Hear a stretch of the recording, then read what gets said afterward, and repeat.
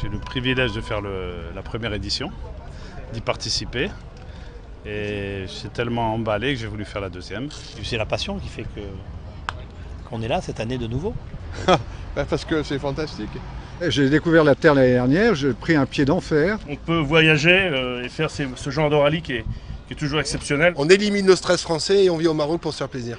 On a fait partie des 20 premiers à y avoir cru et on avait dit tous qu'on parrainerait une deuxième voiture, donc c'est ce que j'ai fait puisqu'on vient avec 2 Alpines. Moi je trouve que c'est vraiment la super formule pour prendre du plaisir, quoi. La glisse et puis le soir on se retrouve. Le plaisir d'être entre amis effectivement avec un communie sur la même passion et puis le plaisir de pilotage surtout parce que il va trouver des routes incroyables. Déjà l'an dernier, il paraissait encore mieux cette année, donc on est pressé de voir. L'occasion de rouler sur des routes fermées avec une super glisse. Le spécial à perte de vue, je n'ai pas grand monde parce que c'est pas dans le maquis, mais enfin presque dans le désert. Et puis c'est une épreuve magnifique. Voilà. Et que le Maroc est un pays que j'aime, que j'adore. Et tout est beau.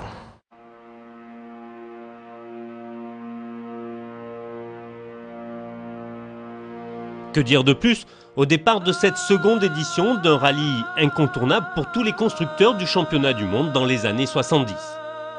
Un rallye à l'époque atypique et difficile qui reliait de jour comme de nuit les plus grandes villes du Maroc en traversant des paysages et un peuple qui semble figé par le temps.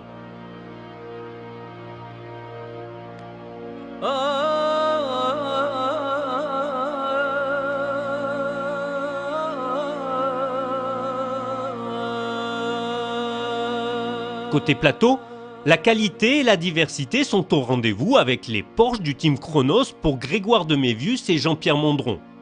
Il y a les légendaires Ford Escort et les rarissimes Citroën du team Donna, une DS et une SM victorieuse ici même lors de sa première course. Alors là si tu veux c'est le Maserati d'origine, c'est un 3 litres, celle-là qui fait 230 chevaux, mais qui est d'origine par contre celui-là, avec une boîte avec un autobloc. Et puis des suspensions qu'on essaye. Même les véhicules d'assistance sont d'époque alors que les Peugeot 504, reines de l'Afrique, dans les années 70, sont venues en nombre. Elles remportèrent des victoires aussi bien ici qu'en Côte d'Ivoire ou au Kenya, les 3 épreuves redoutées de ces années-là. Ah donc ça c'est des 504 qui ont fait le championnat du monde à l'époque, qui gagnaient le Safari Rally, qui ont gagné le Rallye du Maroc en 75 avec Jean-Pierre Nicolas je crois. Et puis ceux-là, on les a refait à l'identique de Ove Anderson et puis de Timo Mäkinen, parce qu'il ne faut pas confondre avec Tony Mäkinen, Timo Mäkinen. Et donc elles sont aux couleurs qu'elles roulaient à l'époque au Safari Rally. Les deux sont... on essaie d'être un peu précis sur les autocollants, sur la publicité d'époque et tout, sur l'importateur qu'engageaient les voitures dans cette époque-là sur le Safari Rally, et puis pour refaire quelque chose d'historique. Ils ont beaucoup de pièces d'époque refaites un peu maintenant avec deux, trois techniques modernes, mais relativement comme à l'époque. Surtout ce qui est sympa, c'est que les anciens qui sont en retraite maintenant, ont travaillé un peu dessus et puis se sont remis au boulot, quoi. Donc ça, c'était vraiment sympa. Présentes l'année dernière, les 2 Opel Manta 400 sont de la partie avec les mêmes équipages et elles sont préparées par le team de Guy Colsoul. Ah, la belle Opel, il y a de fameux souvenirs parce qu'on a quand même commencé avec les cadettes dans les années 70. On les a toutes essayées. On a essayé de le faire aller au plus vite possible. Et après, la Skona et puis la Manta est arrivée. Et c'était des voitures de rêve. Et je roulais presque pendant 7-8 ans avec ça. Et formidable. Ici, j'ai même à côté de moi la Légère, une des 4 voitures construites par les Allemands chez Opel, et c'est la toute dernière, et j'en suis fier d'être propriétaire d'une voiture comme ça. C'est exactement la même voiture que Guy Fréclin a eu pour faire le championnat de France, et lui il en a une ou 2 aussi, et voilà, on a fait quand même quelques belles performances avec ce type de voiture. Bien sûr que nos concurrents directs c'était les Audi Quattro et autres, et c'était difficile de la battre. Autre passionné, le boss de Solution F, Éric Chantriot, venu avec une Ford Escort MK1, ex-Stig Blomqvist, entièrement restaurée. Ce qui se fait de mieux en Ford Escort, groupe 4 de l'époque, ça fait à peu près, je pense, à peu près 230 chevaux. Elle pèse à peu près 1000 kg. C'est un 1800 en fait, ça fait 1840. C'est un BDA. Et Ça veut dire quoi BDA? BDA, c'est la série des moteurs qui ont été faites par Cosworth à l'époque et qui sont des 4 soupapes par cylindre. Et à l'époque, ça prenait presque 10 000 tours. C'est le plus beau moteur de l'époque, à mon avis. Au départ de Rabat, on retrouve les 2 Mercedes de la famille Cochin, réplique des voitures spécialement construites à l'époque pour les rallyes africains et améliorées par rapport à l'année dernière pour plus de performance et de fiabilité. Oui, on a gagné à peu près 70 kg en poids. On a mis un vrai pont autobloquant. Donc là, ça va quand même motricer mieux. On a changé nos pneus sont pour Henri des pneus de course Goodrich. Moi, j'ai des Latitude Cross Michelin. Donc j'ai essayé sur piste, c'est nettement mieux. Rien à voir, donc c'est déjà un plus. Enfin, comme promis, Eric Comas est au départ avec 2 berlinettes dans leur version Afrique, c'est-à-dire renforcées pour résister aux pièges de la piste. Après les vérifications techniques et la distribution des packages au commissaire, c'est la photo de famille avant le départ de la première étape, Rabat, avec 4 spéciales chronométrées dans le massif du 4 watts.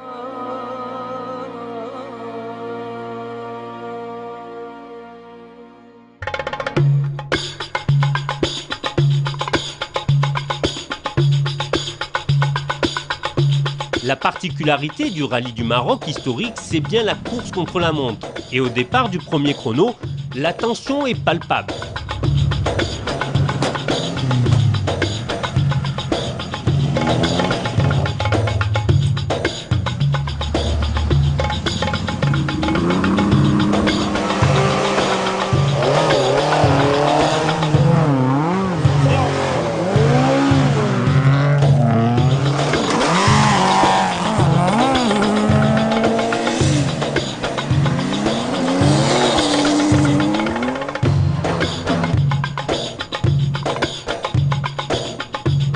Trois voitures seulement sont engagées en régularité.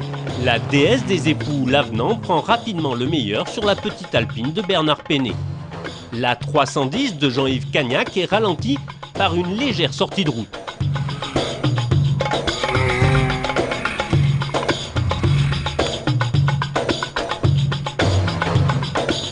Après 2 spéciales, assistance et parc de regroupement attendent les machines et les hommes autour d'un bon couscous.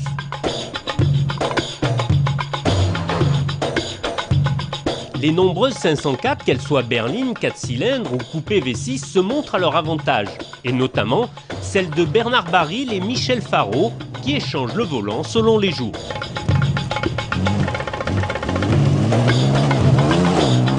Les premières galères commencent. C'est le moteur de la R12 de Jean-Pierre Lajournade qui rend l'âme.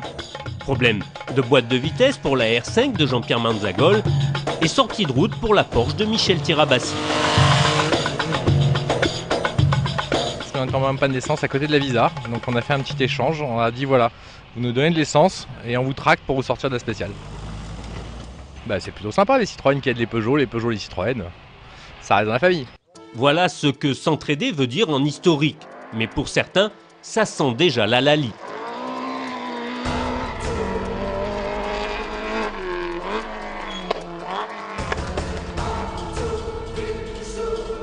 Sur sa Talbot, Philippe Gache est second du général à la sortie de la 3e spéciale.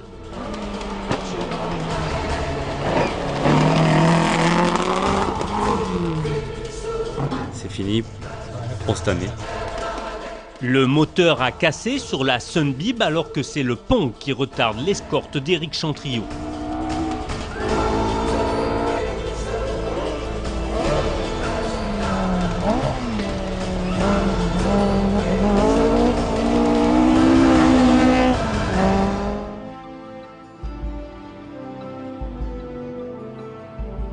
Des soucis de mise en jambe sur l'Alpine handicap Eric Comas qui pointe à la 7e place.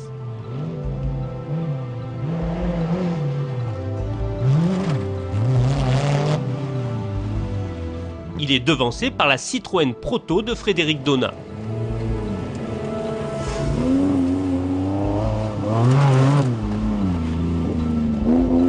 Ça s'est passé chaudement, on a chaud, la voiture a très chaud. Voilà, les voyants sont allumés de partout. Bon bah on ralentit un peu, puis voilà. Du coup, l'ASM est précédée par la Porsche de Jean-Pierre Mondron.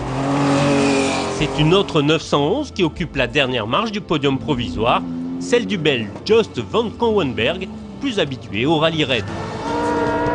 Aux 2 premières places, on trouve des habitués. Auteur du premier scratch, Paul-Émile Descamps, est précédé par la Porsche de Grégoire de Mévius.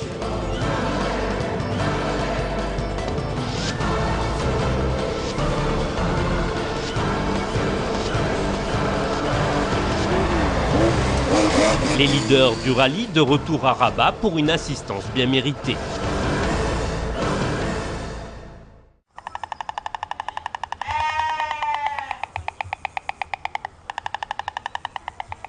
La seconde étape nous amène à Fès, qui possède la plus grande médina du monde, inchangée depuis le XIIe siècle. Malgré son abandon, Philippe Gache a retrouvé le sourire et une monture. 4 spéciales dessinées dans un décor de rêve sont au programme, avec les frères Cochin qui se régalent sur leur Mercedes. Jacques est 14e, juste derrière la berlinette de Gérard Brianti.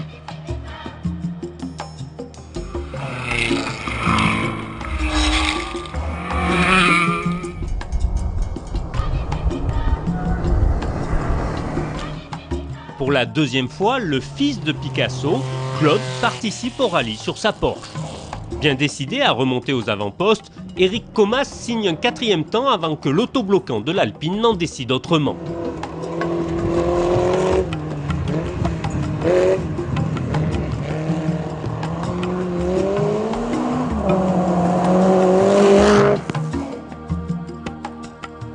Si certains tentent de réparer sur le bord de la route, c'est un duel pour la 10e place que se disputent Antoine Vendrome, le fils sur la Porsche de papa, et Philippe, le père, qui dispose d'une Ford Escort.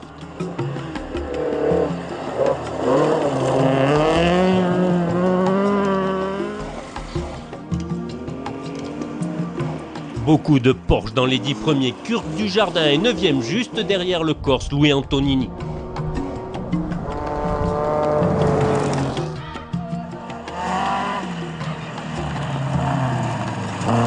L'Opel Manta de Pili de la Fontaine occupe la 7e place au moment de rejoindre Oulmès. La ville, qui abrite les principales sources d'eau du Maroc, accueille les concurrents en musique et dans une ambiance festive. Soyez les bienvenus chez nous à Oulmès. Oulmès est une région qui se trouve dans le moyen d'Atlas. Nous sommes heureux d'accueillir la 2e édition du rallye de Maroc. Soyez les bienvenus. On est bien, on est accueillis, donc c'est chouette. Le rallye qui n'oublie pas la population locale. Nous voilà arrivés à Oulmès pour distribuer cahiers, papiers, fournitures scolaires, mobilier scolaire à ses enfants et à ses maîtres d'école. Et ceci à travers l'association de Jean-Hugues Hazard qui a acheminé 10 tonnes de matériel. Après un thé réparateur, le rallye reprend ses droits et Christian Kelders fait rugir le Cosworth de sa Ford Escort qui occupe la 5e position. Gauche 4, fermant 2 à l'école. C'est bon, tu l'as. Deuxième. Pour le 40e anniversaire de sa victoire, ici même avec Jean Deschazeaux, la SM de Frédéric Donat pointe en 4e position.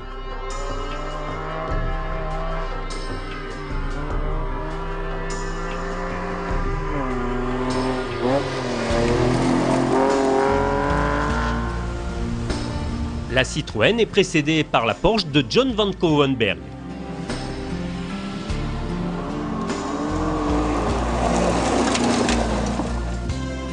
Sur la seconde Opel Manta, Paul-Émile Descamps prend tous les risques pour préserver sa place de dauphin.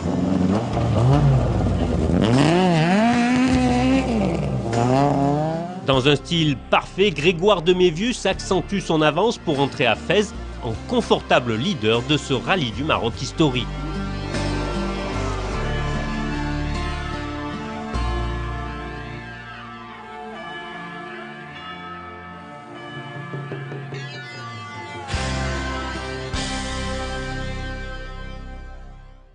petit matin, la météo est menaçante, mais elle n'affecte en rien le moral des concurrents, enchantés par leur aventure, au moment de s'élancer pour la 3e étape en direction de Beni Mellal.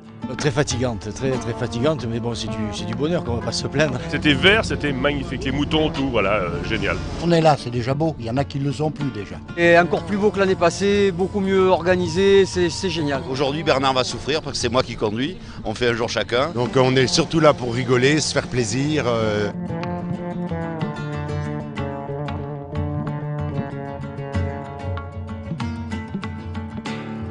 À la sortie de la ville, la campagne reprend ses droits. Ce gros scarabée, c'est le buggy du Dakar du team SMG, prêté pour l'occasion à Jean-Hugues Hazard, l'ouvreur du rallye. Là, Yves Loubet et Philippe Gache, là, ils m'ont fait un cadeau. C'est inimaginable, quoi. Une mauvaise journée pour Audibert, 16e du général avant que la Peugeot ne passe sur le toit.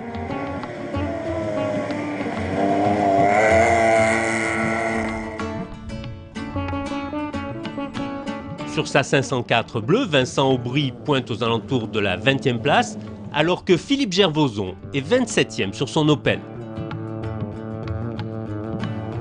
Des soucis de moteur persistants handicapent le pilote marocain Khalid Kabaj. Sur sa Visa 1000 pistes, Jean-Jacques Julien continue son chemin en tête des 4 roues motrices. Sur sa cadette, François Laitier est 16e. Et après avoir résolu ses soucis mécaniques, et malgré un coffre ouvert, Jean-Pierre Manzagol remonte au classement général. Trop rapide pour ma voiture, on a tiré un peu la langue. Mais c'était très amusant et très bien. C'est le moment de franchir Jbel-Abri à quelques 2000 mètres d'altitude dans l'enthousiasme des enfants. Sur leur Porsche, Henri Guyonnet-Dupéra et Jean Verchères ne sont pas à leur maximum, contrairement à Jean-Michel Coll, retardé le premier jour et qui continue d'attaquer. Il remonte au général, tout comme Éric Chantriot, dont la Ford accède à la 13e place.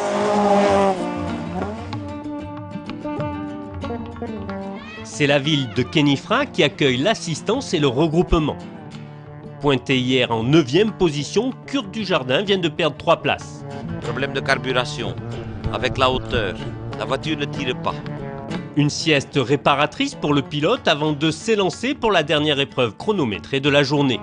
Belle remontée de Bernard Baril et Michel Faro qui rentrent dans le top 10 avec leur 504, alors que le patron de GSM en Corse, Louis Antonini, conserve sa 8e place, juste derrière l'Opel de Pili de la Fontaine. 2 places de perdu en revanche pour Frédéric Donat. Et je suis sorti dans le gauche, là où il y avait l'école, dans la seconde spéciale, et on était un peu trop optimiste, et on est tombé dans le trou. Alors le temps de dégager la voiture, ressortir, voilà, on n'a pas perdu du temps. La SM retardée permet à Jean-Pierre Mondron d'occuper la 5e place. La Porsche est précédée par la Ford de Christian Kelders. Le trio de tête ne bouge pas. Van Cowenberg occupe la dernière marche du podium. Inattendu, parce que c'est notre premier rallye avec une voiture pareille. C'est mon premier rallye où je roule avec des notes. Sur une piste qui ressemble au rallye des 1000 lacs, le vainqueur du Maroc en 1988, Paul-Émile Descamps, conforte sa seconde place. Dans ces paysages variés et majestueux, Grégoire de Mévius se joue des difficultés pour rejoindre les contreforts des montagnes de l'Atlas.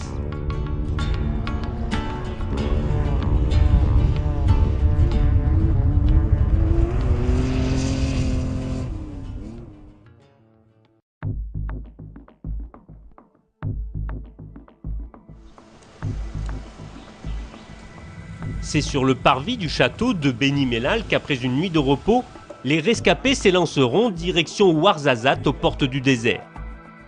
Mais avant, il faudra disputer 3 épreuves dont une de plus de 50 km et franchir des cols à plus de 2000 mètres d'altitude.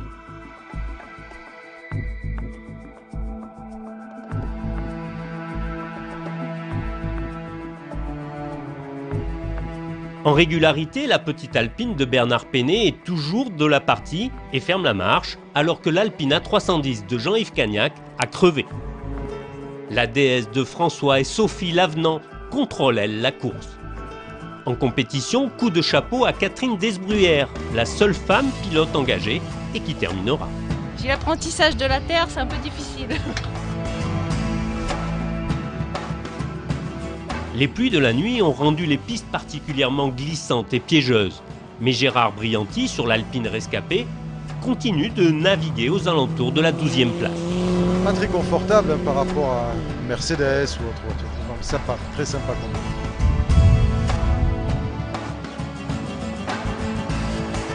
Dans la famille Cochin, les deux frères s'en donnent à cœur joie. Et Jacques précède Henri. Les deux Mercedes encadrent la Peugeot de Bernard Baril et Michel Farot. Et là, c'était de la gravette. C'était la danse du ventre. Et je me retrouve ce soir coincé entre les deux grosses Bertha, là. Un devant, un derrière. Demain, c'est Farot qui conduit et je l'aime bien. C'est pas Baril. Non. Une spéciale chacun en fait, une spéciale chacun. Ah, alors on va le prendre en sandwich chacun. Après une assistance souvent nécessaire, on repart pour la longue spéciale, légèrement raccourcie à cause des pluies.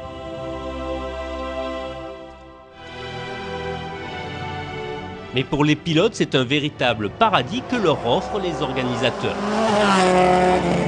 Ça tourne beaucoup, ça glisse. Ouais, ça glisse. Ouais. J'ai vu Jésus. Je l'ai vu. Il existe.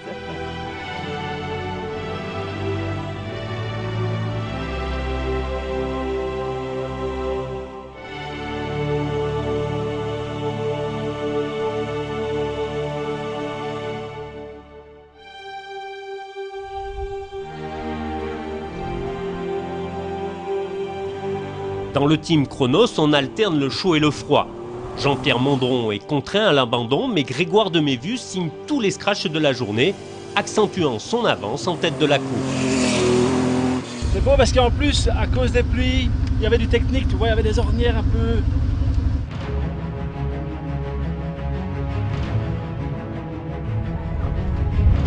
Malgré sa fougue, Paul-Émile Descamps tente seulement de conserver sa seconde place. L'Opel précède toujours l'autre Porsche de Jost van Kovenberg. Le Belge, poursuivi lui-même par la Ford MK2 de Christian Kelders à la sonorité sans faille.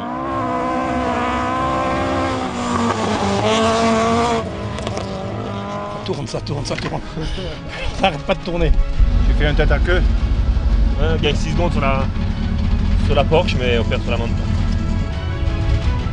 Les trois pilotes peuvent encore prétendre à la seconde marche du podium. Ouais, c'est bon.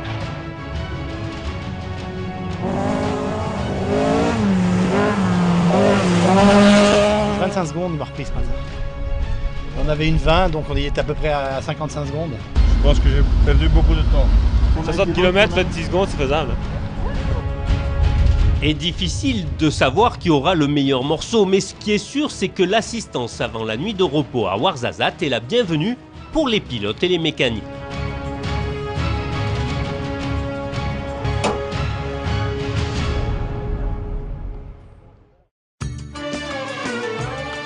Alors qu'Yves Loubet en personne distribue chaque jour le journal du rallye, imprimé dans la nuit, il reste encore 2 longues spéciales de 35 et 26 km à disputer pour rejoindre les Lumières de Marrakech en passant par le fameux col du Tizin Test.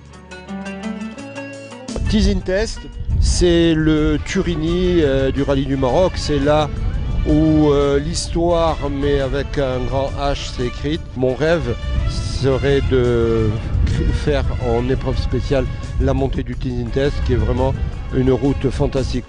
Une 5e et dernière journée de course qui ne perturbe pas la marche en avant de la Citroën DS du couple Lavenant qui remporte le rallye en régularité.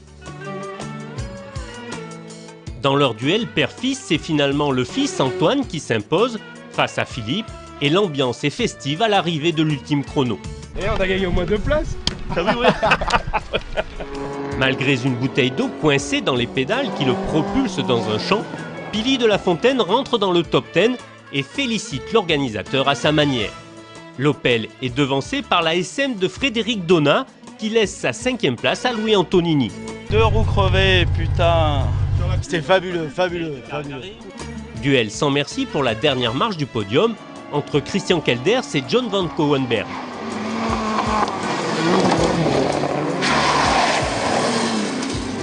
Et qui est assis, vous lui prend 23 secondes. 23 secondes 2. 23 secondes 2. Pour moins de 2 secondes, la Porsche garde l'avantage sur la forme. Je sais pas. Hein. Après 3 virages sans interphone. Ah, quand tu veux aller vite, ça devient difficile. Et de plus vite qu'on va, de plus difficile ça devient. Mais ouais, je suis content. Avec toujours une bonne minute d'avance sur ses poursuivants, Paul-Émile Descamps maintient son Opel Manta à la seconde place du général. Grand plaisir, monsieur. Nos amis Corse ont fait un grand boulot. Pour la deuxième édition, deuxième victoire de Grégoire de Mévus et Alain Gahenec sur la Porsche préparée par Chronos et félicitée par le patron Jean-Pierre Mondron. C'est ce que j'aime, ça me correspond.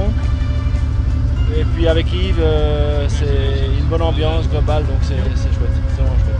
Rendez-vous en 2012 pour le 3e rallye du Maroc historique.